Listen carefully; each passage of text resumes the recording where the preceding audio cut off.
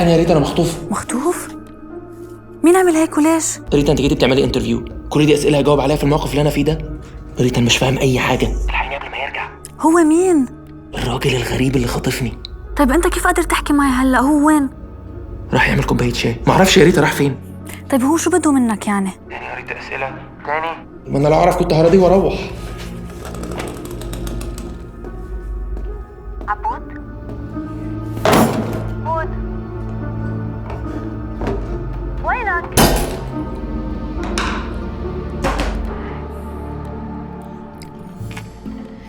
تحتاج الأفلام إلى الأشرار بقدر احتياجها إلى الأبطال. بالطبع لا نحب الأشرار في حياتنا العادية، لكننا دائماً ما نترقبهم في قاعات السينما لما يثيرونه فينا من مشاعر الترقب والقلق والخوف. أنا ريتا خان وهذا برنامج عن السينما. سنتحدث في هذه الحلقة عن أشرار ساحرين.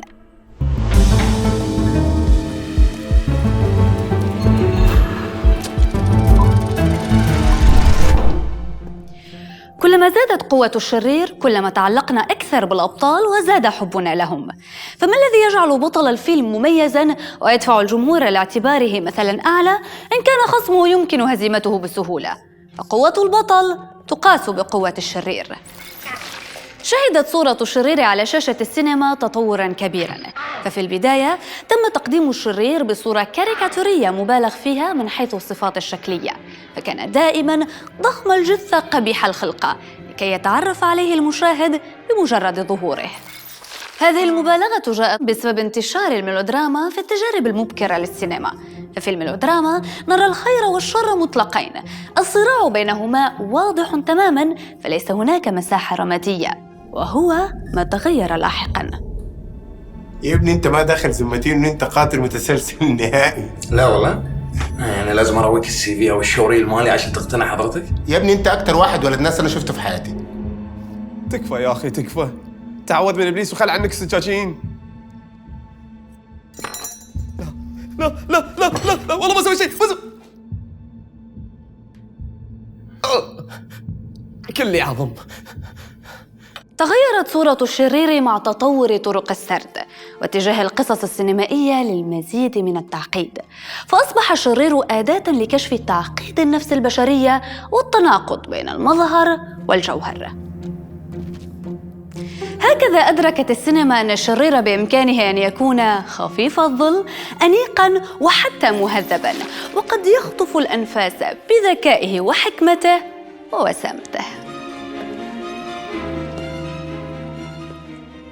أو يمكن أن يكون غبياً ومتسرعاً تقوده دوافع الكره والحقد دون خطة واضحة.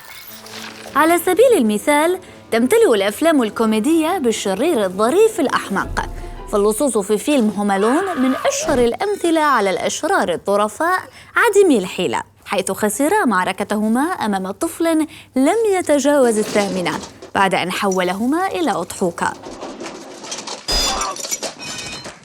وعندما نتحدث عن الشرير الأنيق والجذاب فلا بد أن نذكر أفلام القتلة المتسلسلين، فقد تحدثت السلسلة الوثائقية Conversation with the Killer The Ted Bundy Tapes عن واحد من أشهر القتلة المتسلسلين إثارة للجدل، وهو تيد بوندي. اعترف تيد بارتكابه أكثر من 30 جريمة اغتصاب وقتل في الفترة بين عامي 74 و 78. استعرضت السلسلة وسامة تيد ولباقته وقدرته على التلاعب بأقوى العقول وشعبيته الواسعة بين المراهقات رغم فظاعة جرائمه، حتى أنه استطاع استمالة امرأة والزواج منها أثناء سجنه، وأنجب منها طفلة خلال انتظاره تنفيذ حكم الإعدام. الانبهار بالمجرمين ليس جديداً على السينما على كل حال، فلعقود طويلة كان الجمهور مأخوذاً بحياة رجال المافيا والعصابات. من خلال أفلام مثل The Godfather و Goodfellas، وفي أفلام كوميدية كAnalyze This بجزئي يتابع الجمهور تفاصيل حياتهم، يضحك على نكاتهم ويستمتع بخفة ظلهم، وهم يقتلون الأبرياء والأعداء بدم باء. من وين أبتدي أقطع أول شيء؟ بطل بتتقطع من كتر الضحك. اسمع انا ما اقدر احبطك ولا حاجه، لكن عندي واحد صاحبي شغال في بنك ممكن يكلمه لك ويشوفك تشتغل معاه محاسب. They ain't yet come. She swung lower than 500 pounds. أحياناً يفوق الواقع الخيال في قسوته، فبعض الشخصيات الشريرة في السينما المستندة إلى شخصيات واقعية كانت في الحقيقة أكثر فظاعة مما بدت عليه في الأفلام. فشخصية أدوين أبس التي جسدها مايكل فاسبندر في فيلم 12 Years a Slave كانت أكثر وحشية في الواقع، فقد اعتاد العودة مخموراً إلى منزله وجلد العبيد بعنف يؤدي أحياناً إلى الموت. أما شخصية تومي داسيمون أحد أكثر رجال المافيا وحشية التي جسدها جو باشي في فيلم Goodfellas، فقد عرف في الحقيقة بجرائمه المروعة وارتكابه جرائم قتل لأتفه الأسباب. وقد اعترف أحد شركائه بأن تومي ارتكب ما يزيد عن 500 جريمة قتل، وكان يستمتع بملاحقة خصومه وتعذيبهم بأبشع الوسائل. شوف أنا ما عندي إني أمر إني أقتلك الحين، لكن دي المشكله يا موظف، اخذت اوامر. هل في قاتل متسلسل بياخذ له اوامر؟ يا موظف.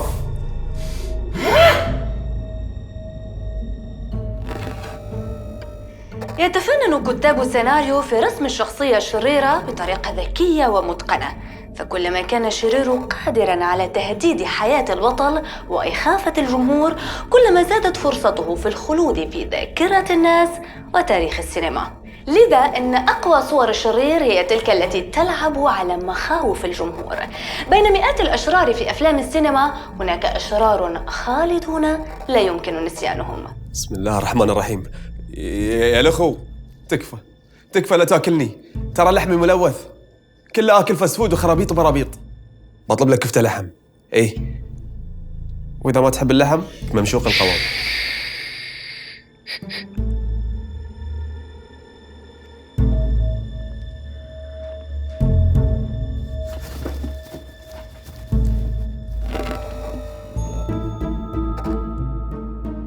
من بين جميع الشخصيات الشريرة في الأفلام لا يمكن أن ننسى هانيبال لاكتر، آكل لحوم البشر وأشهر القتلة المتسلسلين. ظهرت شخصية هانيبال لاكتر لأول مرة في رواية ريد دراجون للكاتب توماس هاريس في ثمانينيات القرن الماضي. وقد صرح هاريس أن الشخصية مستوحاة من قصة طبيب حقيقي وقاتل التقى به أثناء زيارته لأحد السجون في مدينة مونتيري خلال رحلة له إلى المكسيك في الستينيات. وجدت شخصية هانيبال طريقها إلى السينما بسهولة. أول فيلم حاول تقديم هانيبال للسينما هو فيلم مان هانتر عن رواية ريد دراجون. أدى دور الشخصية في هذا الفيلم الممثل براين كوكس، لكن الشخصية اكتسبت أسطوريتها مع الممثل أنثوني هوبكنز بعد دوره في فيلم The Silence of the Lambs، ونال جائزة الأوسكار عن تقديمه للدور بجدارة. جسد أنثوني هوبكنز الشخصية مجدداً في فيلم هانيبال وريد دراجون، وفي عام 2003 اختيرت شخصية هانيبال كأفضل شخصية شريرة من قبل معهد الأفلام الأمريكية. أنا ما ماكلك الحين. هاي متى تبي تاكلني حضرتك؟ أول ما القائد مالنا يقابل القائد مالكم. أنا حين اتصل لهم وأخليهم يجيبون لك كل اللي تبيه. أي شيء تبيه أنا حاضر. لا طالعني كذي، تكفى لا طالعني كذي.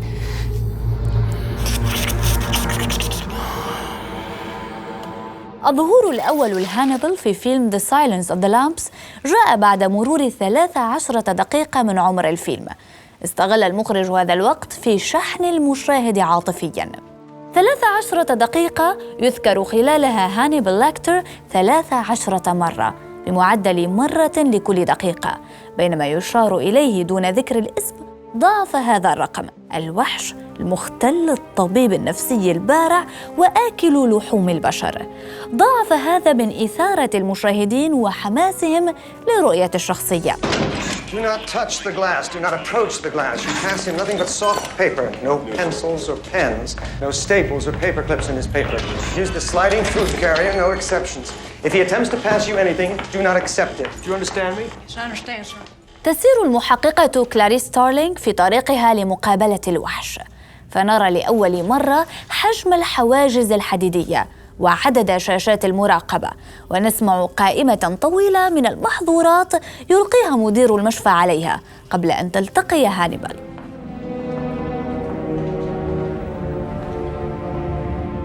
وعندما تصل أخيراً لزنزانته نجده واقفاً بانتظارها بعينين مليئتين بالثقة. الطريقة التي رسمت بها الشخصية داخل الفيلم بالإضافة للأداء الأسطوري لأنتوني هوبكنز جعلت هانيبال من أكثر الشخصيات الشريرة تأثيراً في تاريخ السينما. انت عايز تأذيني صح؟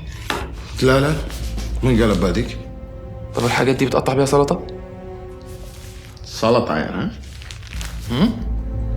سلطة؟ انت فيلن صح؟ أنا فايس بريزيدنت. يعود أصل كلمة فيلن إلى القرن الثاني عشر، وهو مشتق من كلمة فيلجر التي تشير لسكان القرى. فكيف أصبحت هذه الكلمة تعني الشرير؟ لم يكن نفوذ الطبقة الأرستقراطية مقتصراً على المال والسلطة، بل كان يمتد للغة أيضاً، فالقوي هو من يضع تعريفاً للأشياء. لهذا أصبح مصطلح فيلن تعبيراً عن الشخص الذي لا يراعي الآداب الأرستقراطية الهمجي عديم التهذيب. كل الأطفال تقريباً يرون في الجنود والضباط الصورة المثالية للبطل الخير الذي يهزم الشر، لكن في فيلم ليون ذا بروفيشنال يصبح الضابط نورمان ستانسفيلد هو شرير الفيلم. ستانسفيلد شخص مختل اجتماعياً ذو حركات متشنجة عنيفة، يقتل جميع أفراد عائلة الطفلة ماتيلدا، بينما من يحاول أن ينقذها منه هو القاتل المأجور ليون.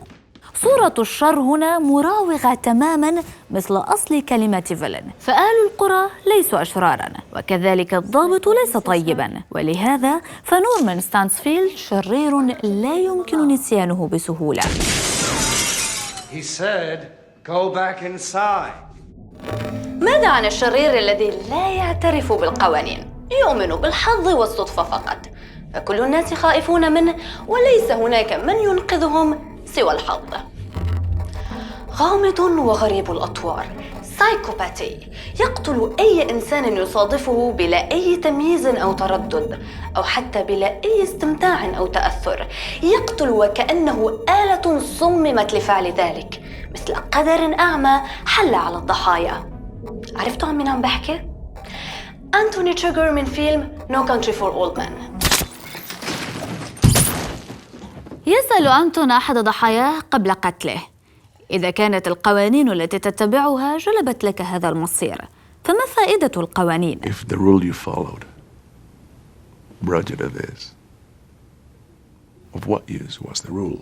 يحاول الضحية إقناع القاتل أنه من الممكن حل الأمر بصفقة مرضية، لكن أنتون يغضب من كل من يرى أن هناك قوانين تستحق الانصياع لها، فالقوانين لا يمكنها أن تحمي الإنسان من عبثية الحياة. حصل خافير باردام على جائزة الأوسكار لأفضل ممثل عن دوره كأحد أكثر نسخ الأشرار رعباً في السينما. شنو هالحلقة اللي عن الأشرار؟ تبون تفضحون أسرارنا ها؟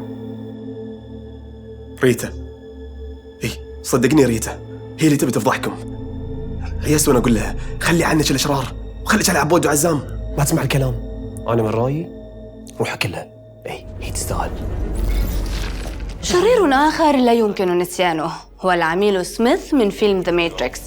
اختارته مجلة إمباير عام 2008 كأحد أكثر الشخصيات السينمائية شراً على مر الزمن. العميل سميث هو برنامج مصمم للحفاظ على النظام داخل المصفوفة عن طريق القضاء على التمرد البشري الذي سيجلب عدم الاستقرار للواقع المحاكي، بهدف الحفاظ على البشر كمصدر طاقة للآلة ووسيلة لاستمرارها. من هنا يأتي تفرد العميل سميث بين الأشرار، فهو ليس بشراً فقد بوصلته الأخلاقية أو وحشاً أطلقته الطبيعة، بل هو مجرد برنامج، فكرة ليس لها وجود مادي، لكنها تحول الجسد البشري لمجرد وعاء لوجودها. العميل سميث لا يشكل تهديداً لبطل الفيلم فقط، بل هو يضمر كراهية للجنس البشري بأكمله. ينجح سميث في تكرار نسخ نفسه آلاف المرات، مما يعني أن معركته مع الإنسان أبدية. ماذا لو كان الشرير أكثر ذكاء من البطل نفسه؟ ماذا لو كان فيلسوفاً حقيقياً؟ يبدأ فيلم The Dark Knight بجريمة سرقة، يتخلص بعدها مخططها للجوكر من كل شركائه. I'm betting the Joker told you to kill me as soon as we loaded the cash. لكنه في مشهد لاحق يشعل النار في الأموال التي سرقها. إن لم يكن المال هو الدافع لارتكاب الجريمة، فما الدافع إذن؟ I'm only burning my half. All you care about is money.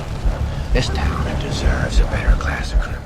هكذا نفهم أن الجوكر ليس شريراً تقليدياً يمكن إغراؤه، لأنه لا يؤمن سوى بشيء واحد: أن الإنسان بطبيعته سيء ولديه ميل للفساد، فهو يراهن على نزوع النفس البشرية للشر، وكثيراً ما يكسب رهانه. Not about money.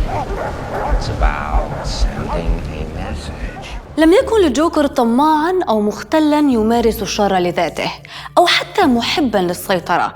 كان فيلسوفاً حقيقياً يسعى لإثبات وجهة نظره عن الحياة.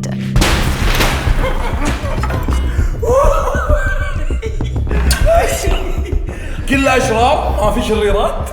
أحسن لك ما تزعلنا. للمرأة دورها أيضاً في عالم الأشرار. تمت الاستعانة بها منذ بداية السينما في أدوار الشر، فهي زوجة الأب الشريرة في الفيلم الذي قدمته ديزني سندريلا، وهي النموذج التقليدي للساحرة الشريرة كما في فيلم The Wizard of Oz، بوجهها الأخضر القبيح وردائها الأسود وقبعتها المدببة. وحديثاً هي ماليفيسنت، الساحرة الشريرة التي تنتقم من صديقها السابق ستيفان بأن تلقي تعويذة على ابنته يوم مولدها، تقضي بأن تدخل الأميرة في سبات أبدي في عيد ميلادها ال16. Before the sun sets on her 16th birthday, she will prick her finger on the spindle of the spinning wheel and fall into a sleep like death, a sleep from which she will never awaken.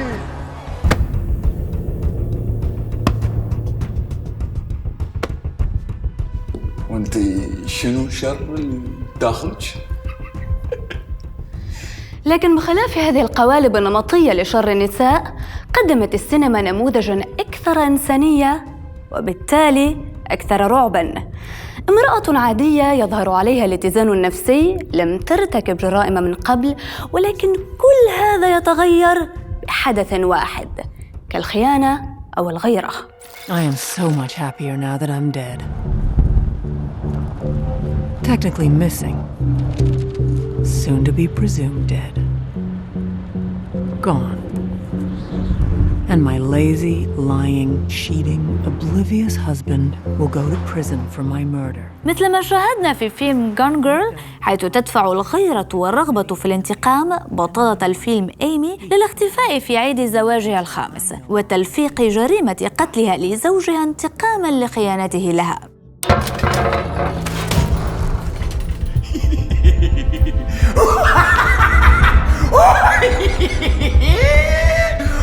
الحلقة هاي ما راح تصير. ليه؟ شمعنا هيدي الحلقة؟ ما أنت ما بيفرق معك شيء. ما يفرق معاي، لكن يعني مسوي حلقة على الأشرار. كل الناس أشرار، حتى لو كان داخلهم طيبة داخلهم شر بعد.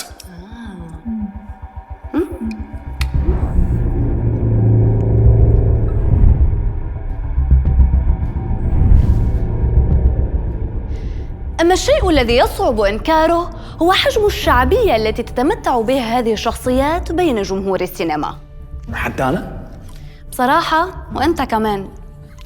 شخصية الجوكر خير مثال على ذلك، فقد زادت شعبيتها عن شعبية الكثير من الأبطال الخارقين أنفسهم، وتجاوزت إيراداته $1 مليار أمريكي.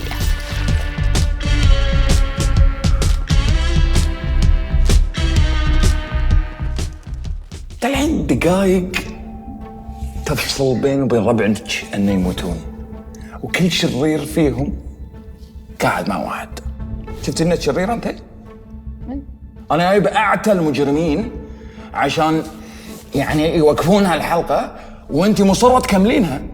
يعني مو فارقة معاك إلا مصلحتك يعني. بالعكس، خطتك خلتني أطلع بحلقة أحسن، عطيتني نماذج لأشرار حقيقيين أحكي عنهم بالحلقة. شنو يعني؟ يعني أنا استعملتك أنت ورجالك علشان أعمل حلقة عن الأشرار بأشرار حقيقيين. وعلى فكرة هيدا اللي عم بيصير بيناتنا عم يتصور.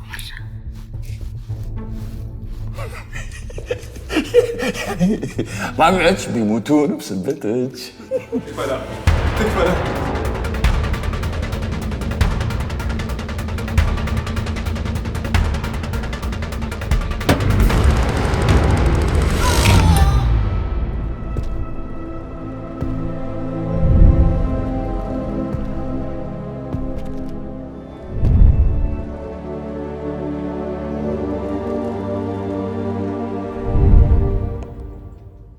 مع تطور القصص السينمائية تطورت أنماط شخصية الشرير، وفتحت مجالاً أوسع لفهم تعقيدات النفس البشرية.